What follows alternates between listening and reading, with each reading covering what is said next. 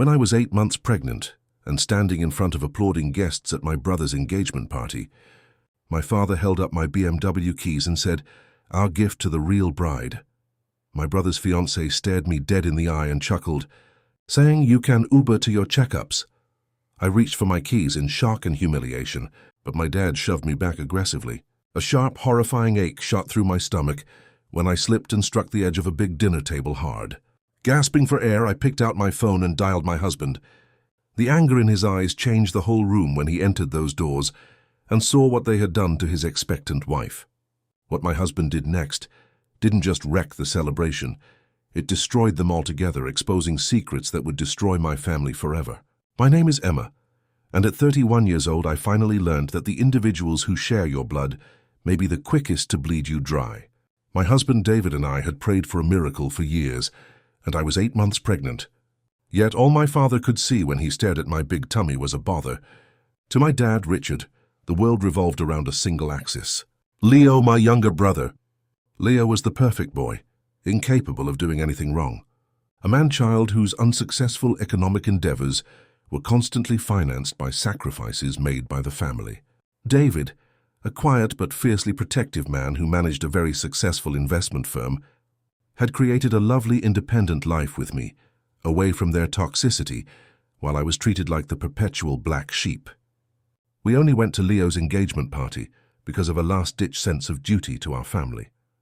David was meant to be with me, but he had to attend an urgent boardroom meeting due to an unforeseen issue at his company. He had encouraged me over the phone, "Go ahead, sweetheart," in a worried tone. "In an hour, I'll finish this up and meet you at the location. Keep them from affecting you." As I straightened my pregnant blazer and entered that opulent dinner hall by myself, I assured him that I would be all right. I figured I could put up with their passive-aggressive comments for an hour. Before David entered those doors, I had no idea that my own father would ruin our family.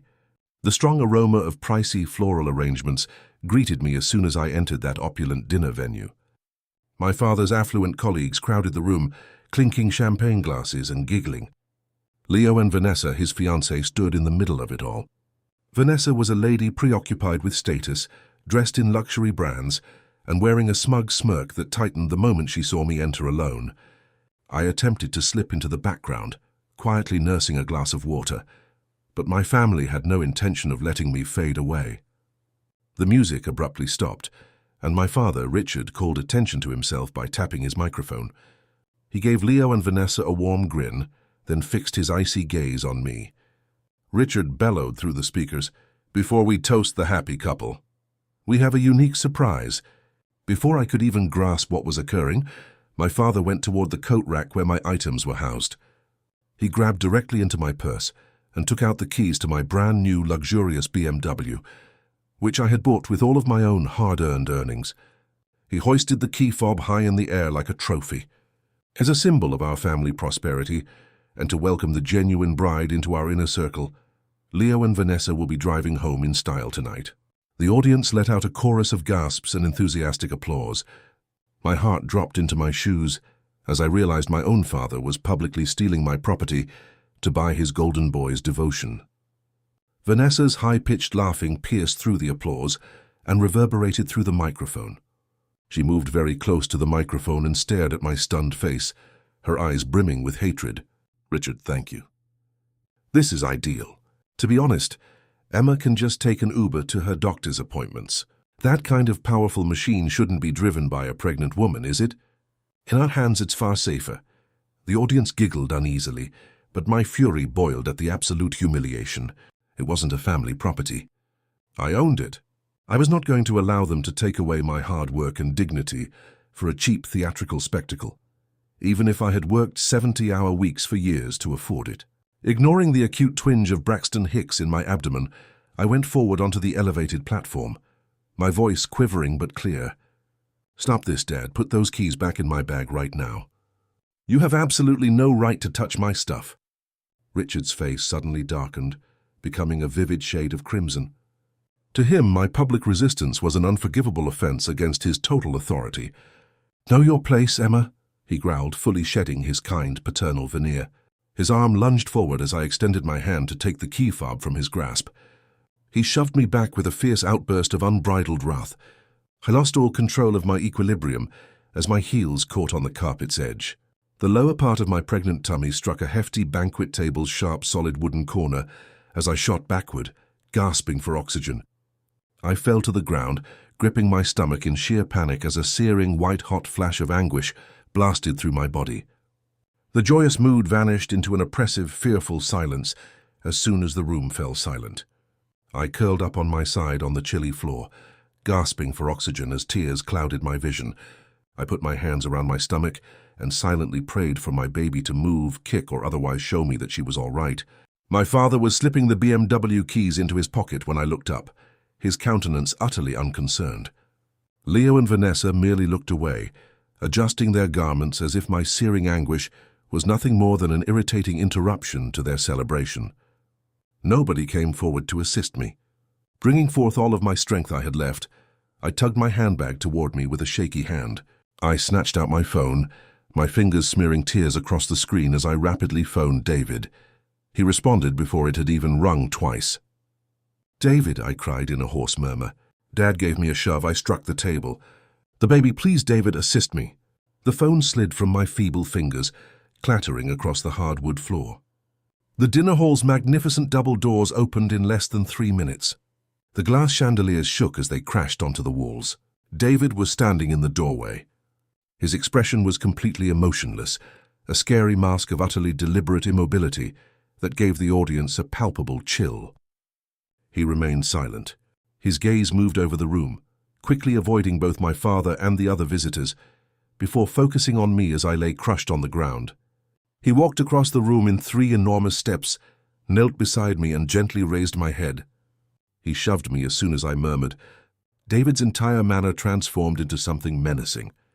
David turned to face my family and carefully got to his feet, stepping over my dropped phone. Richard's haughty demeanor abruptly shrank as he took a step back due to the overwhelming sense of danger emanating from him. Leo stepped in front of Vanessa and attempted to expand his chest. "It was an accident, see, David," Leo stammered, his voice shaking. "She was making a big deal," David said, "and keep quiet." Leo was interrupted mid-sentence by the icy, absolute authority of his voice, which was not particularly loud. David kept his fists down. He was fully aware of how to destroy them without breaking any laws. He pulled out his personal phone, unlocked it, and gazed coldly at my father. "For the past 6 months, Richard and Leo have been convinced that you have finally found the best venture, capital investor for Leo's new logistics business, and the main benefactor for your retirement fund." Father's expression suddenly changed to one of perplexity as he blinked. "What does your business have to do with this?" In an attempt to regain control, Richard made a demand. "Everything," David said, tapping the screen with his fingertips. "The offshore holding firm you've been graveling to for millions. That is a subsidiary of my corporation. I am the only proprietor. Emma pleaded with me to help her family, so I handed you that money." One button on his screen was pressed by David. "I have blocked your corporation operating accounts, removed all capital support, and formally demanded immediate full payback of your outstanding personal loans as of this very now. Before the legal liens are applied to your assets, you have a full day." When the crushing reality of immediate financial ruin struck, the smug smiles immediately disappeared. David tenderly took me into his arms, protecting my stomach from the gawking crowd, without saying anything more to the pale, shaking faces in the room. As he dragged me out, the joyous hall fell silent, and the guests watched in disbelief as the engagement party crumbled into total chaos behind us. We reached the hospital emergency room in a matter of minutes. The following hour was a flurry of flashing monitors, desperate prayers, and frigid ultrasound gel when the nurses hurried me onto a gurney. Before the doctor finally smiled, I held David's hand so firmly that my knuckles turned white and my heart pounded against my ribs. She pointed to the steady, rhythmic thudding of the fetal heartbeat on the monitor and told us that everything was great with the baby. "You are on tight bed rest, but the placenta is intact." I sobbed freely into David's chest as a wave of relief swept over me. David was at ease while I slept in the recovery room. Systematic retaliation didn't cease. He hadn't simply dialed 911. He had phoned the cops. Before the guests could even depart, 2 uniformed officers showed up at the banquet facility and demanded to see the security tape. When Richard tried to pretend it was a minor family quarrel, the authorities showed him the crystal-clearer video of the forceful shove. Realizing he was facing felony assault charges on top of his sudden insolvency, my father completely broke down in front of his remaining rich buddies. 3 months later, I gave birth to a beautiful, totally healthy baby girl, our little miracle. I finally felt totally safe as I held her in my arms, knowing that my toxic family's shadow had been lifted forever. Away from their hatred, David and I created a prosperous, tranquil existence that was solely focused on our fresh start. In the meantime, my father's world was totally destroyed by the fallout from that tragic night. Leo's logistics company failed completely before it could even get off the ground without David's funding. Vanessa, realizing the golden boy was suddenly poor, broke off the engagement and left him within weeks. To escape prison time for the assault, Richard was compelled to agree to a harsh plea agreement that obliged him to liquidate his remaining assets, including selling his house only to satisfy his due debts and legal fees. My father's unbridled greed and ruthlessness ultimately cost him absolutely everything, leaving him with nothing but the rubble of his own making.